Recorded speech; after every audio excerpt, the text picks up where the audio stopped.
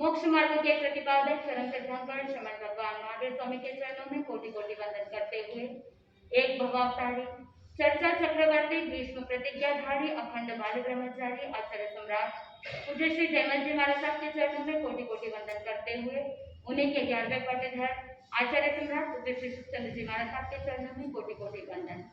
जय गच्छाधिपति व्याख्यान वाचस्पति उग्र विहारी वचन सिद्ध साधक 12वें पट्टेधर आचार्य प्रभु श्री पार्श्वचंद्र जी महाराज साहब घोर तपस्वी उपाध्याय प्रभु श्री गुणचंद्र जी महाराज साहब मेरे अनंत आस्था के आयाम मम जीवन उद्धारक परम पूज्य गुरुदेव डॉक्टर श्री पदम चंद्र जी महाराज साहब के चरणों में कोटि कोटि वंदन करते हुए सभी गुरु भक्तों के चरणों में वंदन करते हैं।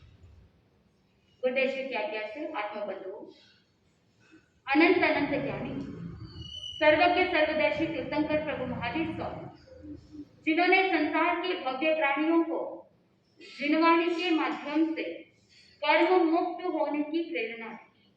आत्मबंधु जिन्होंने अपनी आत्मा के साथ लगे हुए कर्मों से मुक्ति प्राप्त की, उन्होंने ही मुक्ति का मार्ग बताया।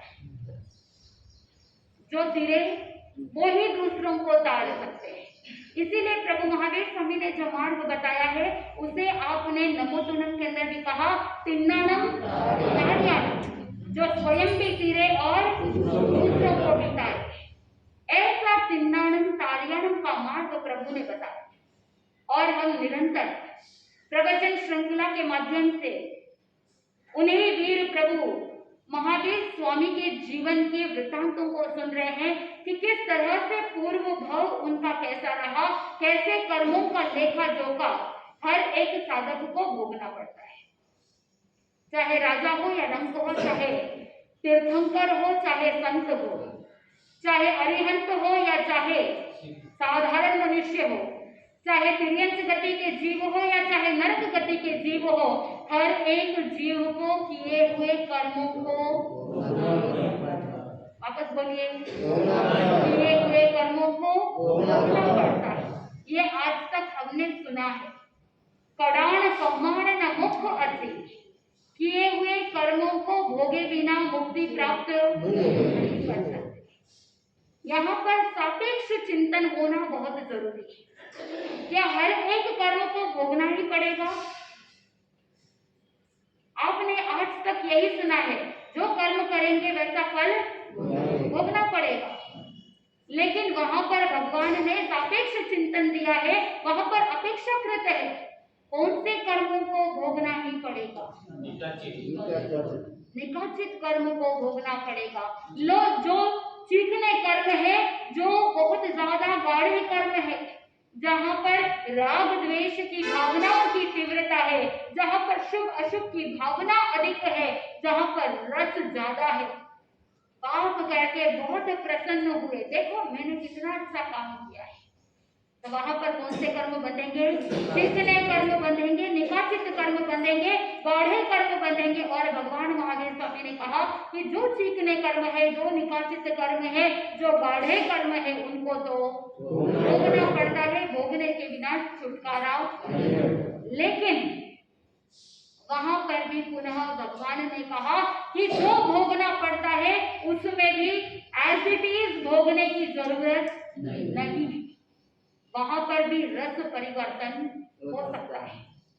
तत्वार्थ सूत्र के अंदर 8वें अध्ययन के पहले सूत्र में भगवान की जो वाणी है उसको आचार्य उमा स्वाति ने तत्वार्थ सूत्र में गुंथ दिया, बताया मिथ्या दर्शना अविरति प्रमाद कषाय योगा बंध है तब, यानी कर्म बंध के मुख्य रूप से कितने कारण?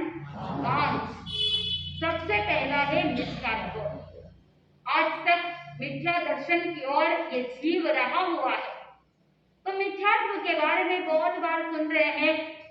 भगवान महावीर स्वामी के पूर्व भवों को जब हम सुन रहे थे, किस तरह से सम्यक्त्व को प्राप्त करते हैं, किस तरह से मिथ्यात्व में पुनः चले जाते हैं, इसे हमने बार बार सुना।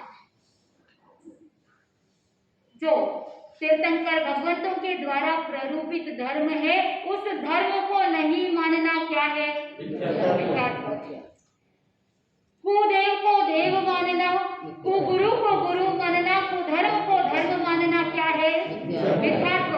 सुदेव सुगुरु सुधर्म को नहीं मानना मिथ्यात्व। को जिस तरह से कहा गया है उस तरह से नहीं मानना। वस्तु का जो स्वरूप है उस स्वरूप के विपरीत श्रद्धा रखना। अगमकारों ने बताया वस्तु सहामो धम्मो, यानी जो वस्तु का जैसा स्वरूप है उस स्वरूप को वैसे के वैसे मानना क्या है, सम्यक्त्व है, और उस वस्तु के स्वरूप के विपरीत जानना मिथ्यात्व। जब तक ये मिथ्यात्व दशा रहेगी कर्म आत्मा के साथ जुड़ते ही रहेंगे, आत्मा में आश्रव के द्वार के माध्यम से कर्म प्रवेश करते ही रहेंगे। क्यों होते रहेंगे? क्योंकि धारणा विपरीत है। वस्तु का जैसा स्वरूप है, जो मिथ्यात्वी होता है, जिसकी दृष्टि मिथ्या है, जो रॉन्ग ट्रैक पे चल रहा है, वो लड़की को क्या कहेगा? लड़की को लड़की ही कहेगा, लकड़ी नहीं कहेगा। क्यों? क्योंकि जो सामान्य ज्ञान है, जो सामान्य इंफॉर्मेशन है, वो सभी में समान रहता है।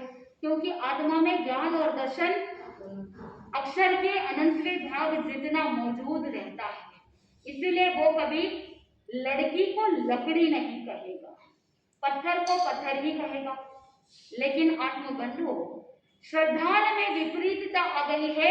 जिस तरह से व्यक्ति जब उसका टेस्ट चेंज हो जाता है, उदाहरण के लिए बता रहे हैं कि जब किसी को सर्प काट जाता है तो उसके जीभ के अंदर टेस्ट नहीं आता, और जब मंत्रों का उच्चारण होता है या जब दवाई के माध्यम से जहर उतर जाता है उसके बाद टेस्ट आता है।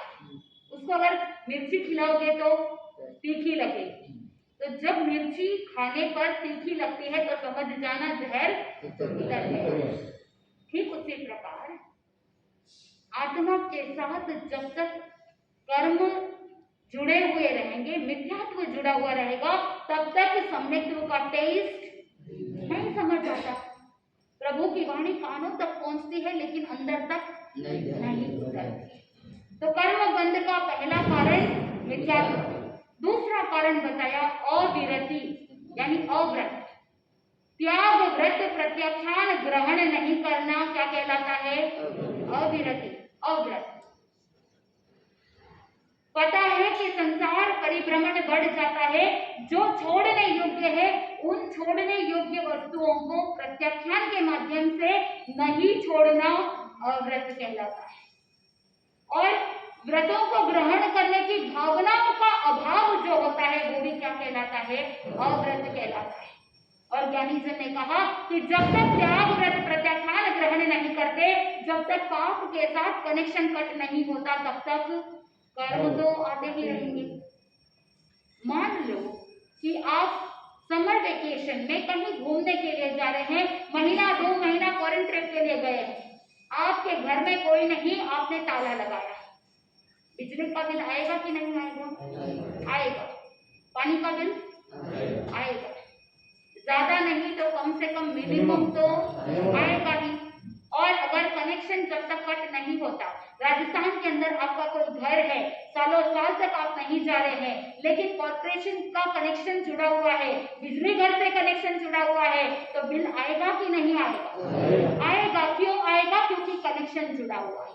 ठीक उसी प्रकार जो छोड़ने योग्य है, जो पाप कार्य ऐसे हैं जो आप कभी करते ही नहीं है, लेकिन फिर भी उस पाप की क्रिया का दोष लग रहा है। क्यों लग रहा है? क्योंकि अभी तक कनेक्शन कट नहीं किया, त्याग, व्रत, प्रत्याख्यान ग्रहण नहीं किया, इसीलिए समस्त लोग के अंदर जितनी भी हिंसा हो रही है उसका क्या लग रहा है आपको? दोष लग रहा है। मिनिमम करके वो मिनिमम कब मैक्सिमम बन जाएगा पता नहीं। इसीलिए ज्ञानी जन ने कहा कि जो छोड़ने योग्य है उसे प्रत्याख्यान ग्रहण करके क्या कर देना? छोड़ देना। नहीं तो आत्मा के साथ कर्मों का बंधन होता रहेगा। थोड़ा करके, बूंद करके घड़ा भरता है, वैसे ही छोटे छोटे पाप की क्रियाओं का दोष लगते लगते कब ये आत्मा रूपी घड़ा कर्म से भर जाएगा, कब ये आत्मा कर्मों के कारण से भारी हो जाएगी, पता ही नहीं चलेगा। आत्मबंधु, कर्म बंध का दूसरा कारण है अविरति। तीसरा कारण क्या है? प्रमाद।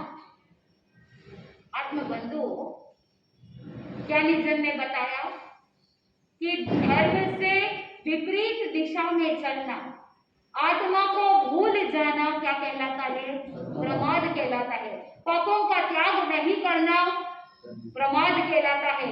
मद, विषय, कषाय, विकथा और निद्रा, ये 5 प्रकार के प्रमाद कहलाते हैं।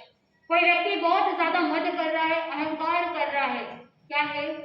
प्रमाद है। कोई व्यक्ति 5 इंद्रियों के रसों के अंदर डूबा हुआ है। आज हम प्रभु महावीर स्वामी के 18वें भाव के बारे में बात करेंगे। उसके अंदर भी बताया जाता है कि किस तरह से प्रमाद के कारण से तीव्र कर्मों का बंधन होता है।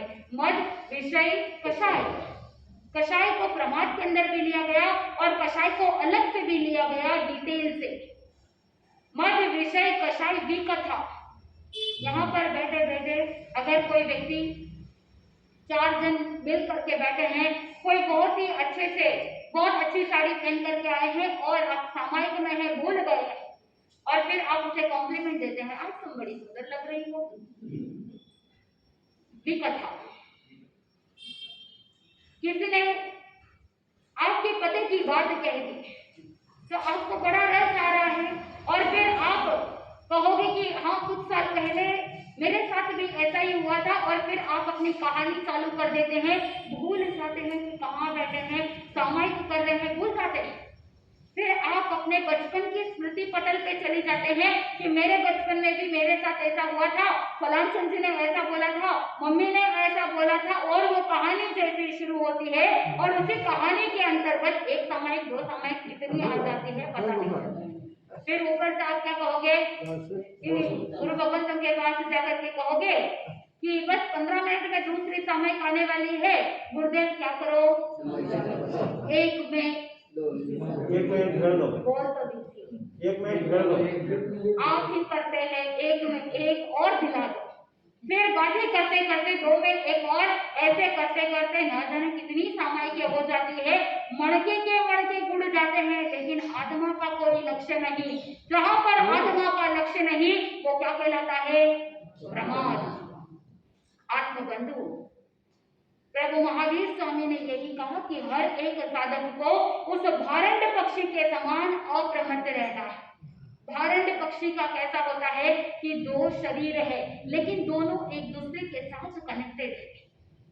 अगर एक भारंड पक्षी को निद्रा आ गई या आलस्य कर लिया तो दूसरा बॉडी का जो हिस्सा है, दूसरा भारंड पक्षी का जो पार्ट है वो क्या हो जाएगा? घात हो जाएगा। इसीलिए हमेशा भारंड पक्षी को क्या करना पड़ता है? सावधान रहना पड़ता है। दोनों को सजग रहना पड़ता है, सतर्क रहना पड़ता है, नहीं तो प्राणों का घात हो सकता है, प्राण पंखेरु उड़ सकते हैं। इसलिए भगवान ने उत्तराध्ययन सूत्र के अंदर उपमा दे दी कि एक सच्चे साधक को उस भारंड पक्षी के समान जागृत रहना है। तो कर्म बंध का पहला कारण मिथ्यात्व, दूसरा अविरति, तीसरा प्रमाद और चौथा कषाय। कषाय के बारे में तो आप जानते ही हैं कि क्रोध, मान, माया, लोभ के अंदर तल्लीन रहना, उसी को क्या कहते हैं? कषाय। कष प्लस आय, कष यानी संसार, जिस क्रिया से संसार की वृद्धि हो उसी का नाम कषाय है। संसार रूपी वृक्ष का सिंचन करने वाला कौन? कषाय। जितना ज्यादा कषाय होगा उतना ज्यादा संसार परिभ्रमण होगा। इसीलिए ज्ञानीजन ने बताया कि इन कारणों से अगर हम छुटकारा प्राप्त करेंगे तो कर्मों का बंधन नहीं होगा। और अंतिम में 5वां कारण बताया योग। मन, वचन, काया की जो प्रवृत्ति होती है उसे कह दिया द्रव्य योग। और मन, वचन, काया की प्रवृत्ति के कारण से जो आत्म प्रदेशों के अंदर कंपन होता है, वाइब्रेशन होता है, उसे कहा भाव योग। शुभ प्रवृत्ति होती है तो शुभ योग और अशुभ प्रवृत्ति होती है तो अशुभ योग। आत्मबंधुओं, सामायिक के अंदर है मन चंचल है, वचन चंचल है, काया चंचल है। गुरु भगवंत पधारते हैं और आप खड़े होकर के वंदन करते हैं। कौन सा योग? शुभ योग। मन चंचल है कि गुरु भगवंत आए हैं, मुझे क्या करना है? वंदना करनी है। वचन चंचल है, आप तिकुतों का पाठ बोल रहे हैं। और काया चंचल है क्योंकि आप आवर्तन देते हुए झुक करके पंचांग नमा करके वंदन कर रहे हैं। तीनों योग चंचल है, लेकिन शुभ प्रवृत्ति है। वंदन करने से पुण्यानुबंधी पुण्य का उपार्जन होने वाला है, इसलिए शुभ योग। वही अगर सामायिक के अंदर रहते हुए पूंजनी को लेकर के किसी को डराते हैं, धमकाते हैं, अरे चुप हो जा नहीं तो, कौन सा योग? अशुभ योग। क्यों? क्योंकि मन में भाव नेगेटिव है, वचन से भी भाषा सावध्य है, और काया से जो क्रिया है वो भी अशुभ है, इसीलिए अशुभ योग। आत्मबंधु, कषाय और योग के निमित्त से जीव के साथ, आत्मा के साथ कर्म पुद्गल आकर के चिपकते हैं, इसीलिए उसे कर्म बंधन के लिए मुख्य कारण बताए कषाय और योग।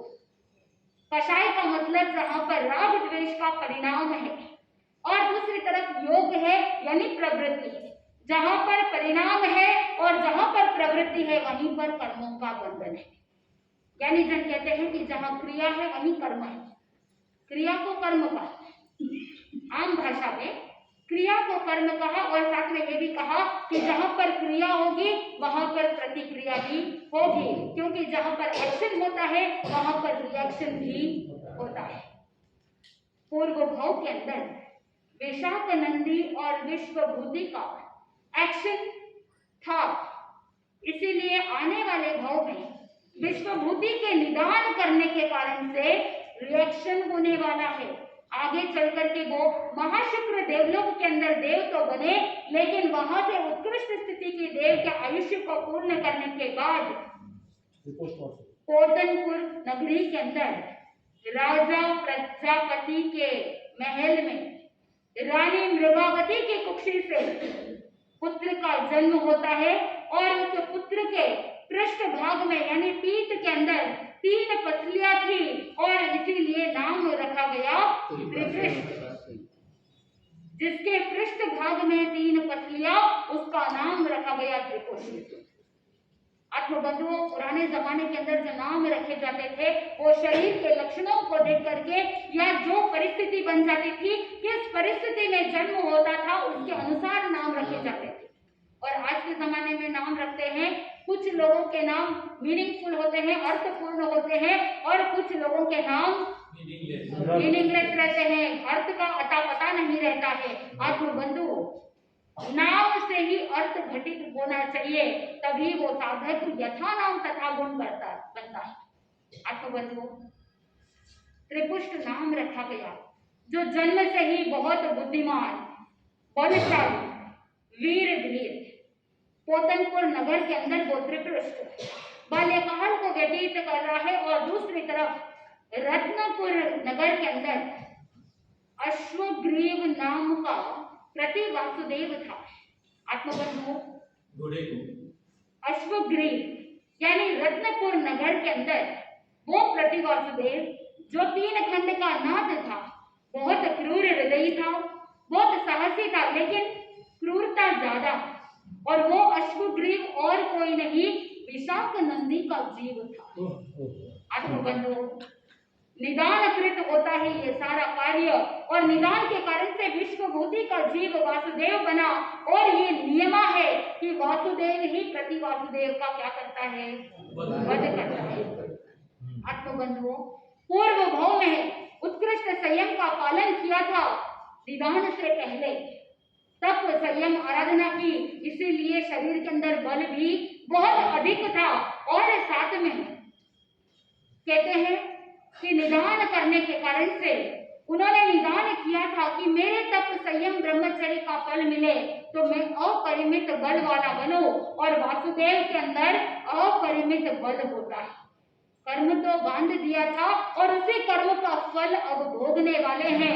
यहाँ पर ज्ञानी जन ने कहा कि वासुदेव नियमा मर करके कहा जाते हैं, नरक गति के अंदर जाते हैं। ऐसे कौन से कर्म किए जिसके कारण से नरक गति के अंदर जाना पड़ा?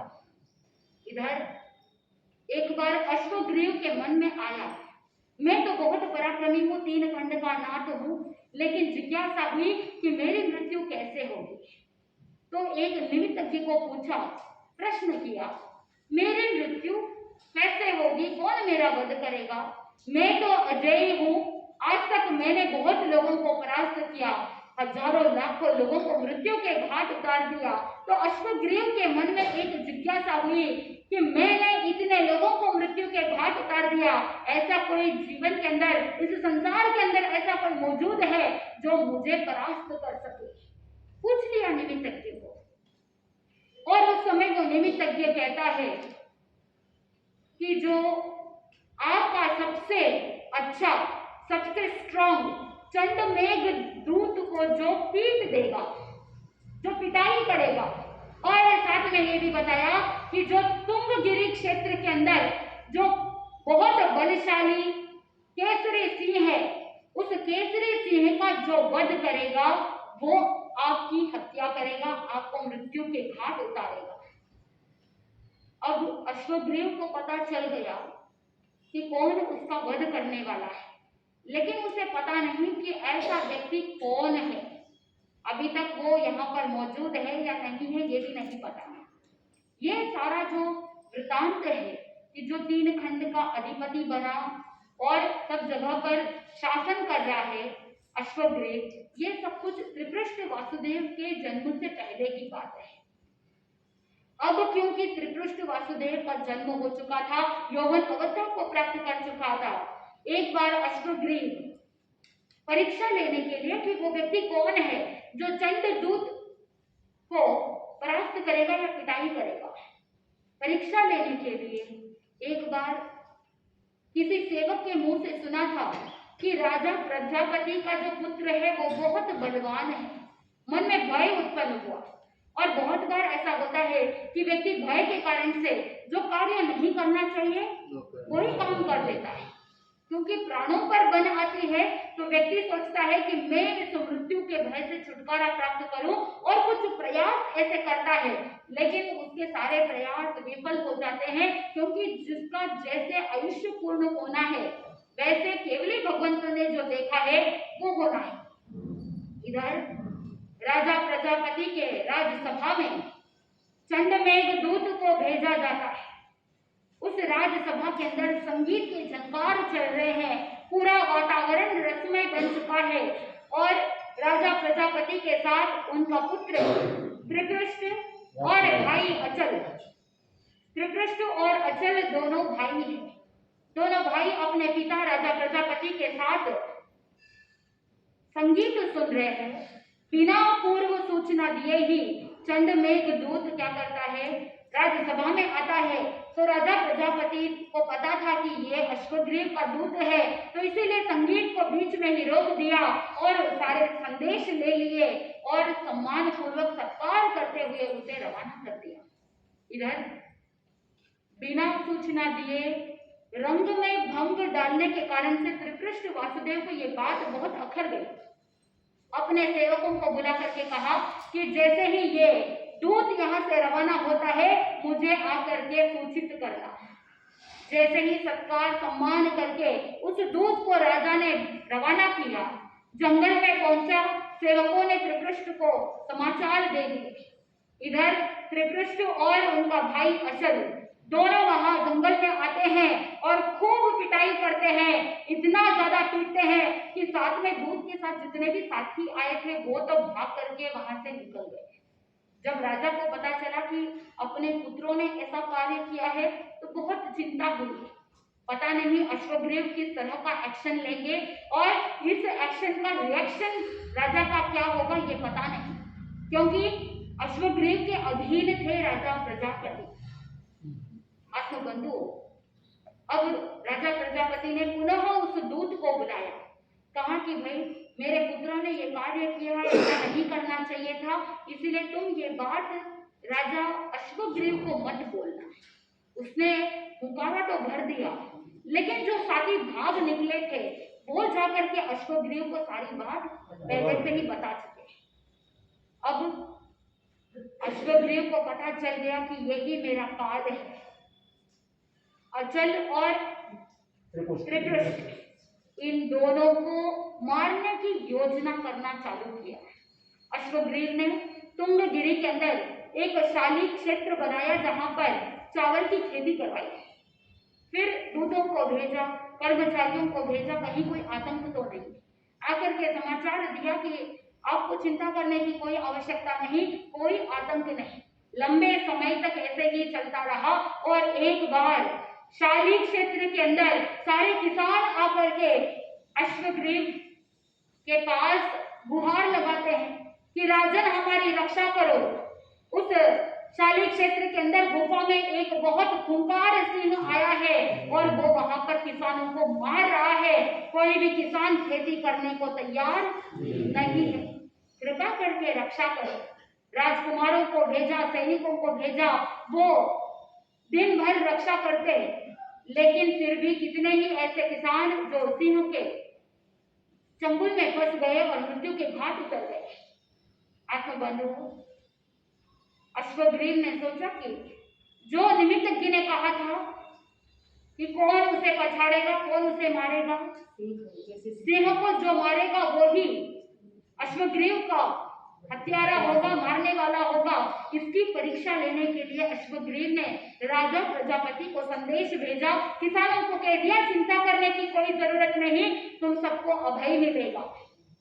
इधर प्रजापति को संदेश कहलाया कि तुमको जाना है शाली क्षेत्र में, उस खूंखार केसरी सिंह को परास्त करना है, मार डालना है, ताकि किसान आराम से खेती कर सके।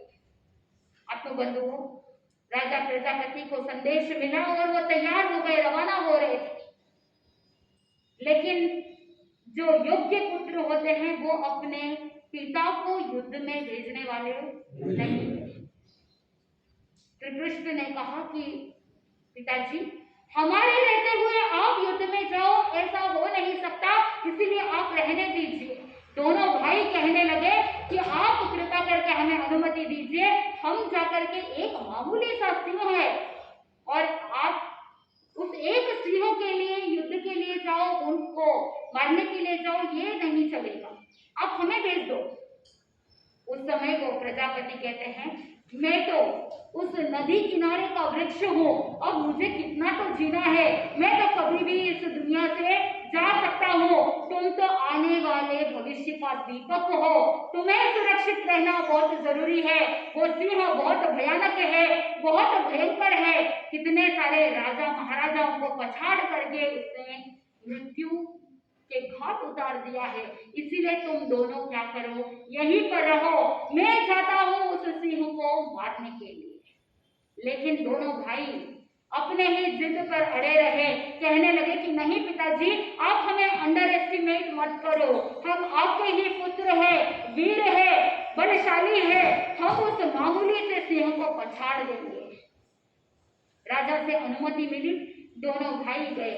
लेकिन पिता को तो अपने पुत्र के प्रति मोह होता है और पुत्रों की सुरक्षा के लिए साथ में बहुत तीक्ष्ण शस्त्र दिए ताकि तुम्हारी सेफ्टी रह सके, और साथ में बड़ी सेना भी भेज दी। लेकिन दोनों भाई कहने लगे कि हमें सेना की जरूरत नहीं है, बिना सेना के ही चल दिए। इधर रथ का सारथी त्रिपुष्ट वासुदेव, क्योंकि वासुदेवत्व के लक्षण जागृत हो रहे थे, और साथ में अचल जो भाई था, रवाना हुए। और जैसे ही शाली क्षेत्र में पहुंचे तो गांव वालों से पूछा कि यहाँ पर जो भी राजकुमार आते थे क्या करते थे, कितने टाइम पीरियड तक यहाँ पर रखवाली करते थे, कैसी उनकी योजना थी, सारी जानकारी ले ली। और किसानों ने कहा कि वो राजकुमार सेना के साथ खेती की सुरक्षा करते और जब तक शाली पक करके फसल तैयार नहीं होती तब तक वो यहाँ पर पहरा देते, उसके बाद चले जाते। त्रिपुष्ट ने तो डायरेक्टली पूछ लिया कि ये सब बातें छोड़ो, सिंह कहाँ है वो बताओ। किसान सोचने लगे, सेना लाए नहीं साथ में, और सिर्फ दो भाई आए हैं और डायरेक्ट क्या पूछ रहे हैं, सिंह कहाँ है। मतलब जानबूझ करके आ बेल मुझे मार। किसान भी सोचने लगे कि क्या बात है, ये क्या बोल रहे हैं। उस समय श्री कृष्ण वासुदेव ने कहा, ज्यादा मत सोचो, उस सिंह को तो अभी पछाड़ देंगे और सेना की भी जरूरत नहीं है, और तुम सभी किसानों को आज क्या मिलेगा, अभय मिलेगा। किसानों ने सोचा हमको क्या करना, बहुत राजा आए और बहुत सेना आई, बहुत चले गए, अब ये नया और क्या कर लेंगे। बता दिया कि उस गुफा के अंदर सिंह है। श्री कृष्ण वासुदेव जिसके पास बहुत बल था, जोर से पैरों से पछाड़ा और इतनी जोर से गुहार लगाई, आवाज लगाई कि पूरा जंगल और शाली क्षेत्र कांप उठा, और जो सिंह सोया हुआ था उसकी भी निद्रा जागृत हो गई। एक नर सिंह है और दूसरी तरफ वन सिंह है, जंगलों का राजा सिंह, और दूसरी तरफ 3 खंड का नाथ बनने वाला। अश्वग्रीव ने सोचा था मैं ही नाथ हूं, लेकिन समय समय की बात है कि समय समय बदल जाता है, पता नहीं चलता, कुछ भी शाश्वत संसार में नहीं है। इधर जैसे ही श्री कृष्ण ने देखा सिंह गुफा से बाहर आया है, देखा ये तो निहत्था है, इसके पास कोई शस्त्र नहीं, तो मैं शस्त्र से प्रहार कैसे करूं। शस्त्र को नीचे रख दिया और श्री कृष्ण ने सोचा कि यह सिंह तो जमीन पर है और मैं रथ के ऊपर बैठ करके कैसे युद्ध करूं या उसे आक्रमण करूं, ये भी नहीं चलेगा। तो श्री कृष्ण ने रथ से नीचे उतर करके शस्त्र को भी नीचे रख दिया। इधर वो सिंह खड़ा खड़ा सोच रहा है कि देखो ये कौन है जो मूर्खता कर रहा है। सबसे पहली बात कि सेना लाया नहीं, दूसरी बात हाथ में शस्त्र भी नहीं है, शस्त्र भी नीचे पटक दिए, और तीसरी बात कि वो रथ से भी नीचे उतर गया है। अब इसके पास तो कुछ भी नहीं, मैं एक झपट्टा मारूंगा और ये यहीं पर धराशायी हो जाएगा। लेकिन जैसा सिंह ने सोचा था ऐसा कुछ भी नहीं हुआ। श्री कृष्ण वासुदेव जो वासुदेव होते हैं वो नर सिंह के समान होते हैं। जैसे ही वो श्री कृष्ण आगे जाता है और आगे जाकर के दोनों जबड़े पकड़ करके जैसे कपड़े फाड़ते हैं, वैसे ही सिंह के मुंह को भी क्या कर दिया, फाड़ दिया। अंतिम सांसें गिन रहा है वो सिंह। और इधर श्री कृष्ण वासुदेव अपने अचल घाटा के साथ रवाना हो गए। सारथी ने देखा, बहुत दया आई। उस सिंह के मन में ऐसी भावना चल रही थी, मैं जंगल का राजा, आज तक किसी से पराजित नहीं हुआ, लेकिन आज एक मनुष्य के हाथों मुझे क्या करना पड़ रहा है, पराजित होना पड़ रहा है। मानो कि सिंह के आंखों से आंसू टपक रहे। सारथी ने जान लिया उस सिंह के भावों को। सिंह के भीतर क्रोध आक्रोश आ रहा है, और उसी समय वो सारथी उसे सांत्वना देता है, कहने लगता है तुम क्रोध मत करो, तुम आवेश मत करो, तुम ये मत सोचो कि तुम एक मानव, साधारण मानव के हाथों से पराजित हुए हो। ये कोई साधारण मानव नहीं, ये नरसिंह है, यानी ये 3 खंड के नाथ है। ऐसे नरसिंह के माध्यम से वन सिंह का मृत्यु होना ये भी एक गौरव की बात है। इसलिए हे केसरी सिंह, तुम अपने भीतर ऐसा भाव मत रखो। ऐसे सांत्वना की बातें सुन करके उस सिंह को थोड़ी सी माधुर्यता के कारण से मन को शांति मिली। ज्ञानी जन कहते हैं कि आगे चल करके वो सिंह तो कांड कर जाता है, और वो सिंह आगे जब भगवान महावीर स्वामी का भाव होता है, उसी भाव के अंदर ये सिंह किसान बनता है। और जो सारथी था वो सारथी आगे चल करके गणधर गौतम स्वामी बनते हैं, और श्री कृष्ण वासुदेव भगवान महावीर स्वामी बनते हैं। आत्मबंधु, श्री कृष्ण वासुदेव ने अपने जीवन के अंदर 3 खंड को कैसे विजय प्राप्त करते हैं, कैसे अश्वग्रीव को हराते हैं, उसको मृत्यु के घाट उतारते हैं, और कैसे कर्म किए जिसके कारण से निकाचित कर्मों का बंधन हुआ। और वही जो श्री कृष्ण वासुदेव ने निकाचित कर्मों का बंध किया, हिंसा का तांडव जो चला था वासुदेव के भाव में, ज्ञानी जन कहते हैं चाहे तीर्थंकर का जीव हो या चाहे साधारण मनुष्य का जीव हो, कर्म किसी को छोड़ने वाला नहीं है। कर्म कभी ये नहीं देखता कि ये नव विवाहिता स्त्री है, आज इसके पति का आयुष्य पूर्ण नहीं होना चाहिए। कर्म नहीं देखता है कि ये नव विवाहिता है। कर्म तो जब जैसे उदय में आने हैं वैसे आ जाएंगे। कर्म किसी के लिए रुकता नहीं, कर्म किसी के लिए पक्षपात नहीं करता। इसीलिए बंधुओं, वो श्री कृष्ण वासुदेव ने अपने जीवन काल के अंदर किस तरह की क्रूरता की थी, महाआरंभ महापरिग्रह का सेवन किया था, जिसके कारण से वहां से काल करके 7वीं नरक के अंदर जाना पड़ा। कैसे भयंकर वेदना को 7वीं नरक के अंदर सहन करते हुए अपने गति को बिगाड़ी, निदान करने के कारण से आत्मा कैसे दुर्गति में गई, यह सारा वृतांत जैसे जैसे सुनेंगे आपको कर्म सिद्धांत पर अटूट विश्वास जागृत हो जाएगा। और जो साधक कर्म सिद्धांत पर विश्वास रख करके अपने जीवन को संभाव के साथ जीता है और आश्रम के द्वारों को बंद करके 5 कारणों से मुक्त होने का प्रयास करता है, सम्यक्त्व, विरति, अप्रमाद, अकषाय और शुभ योग के अंदर रमण करता है, तो आश्रम का द्वार बंद हो जाएगा।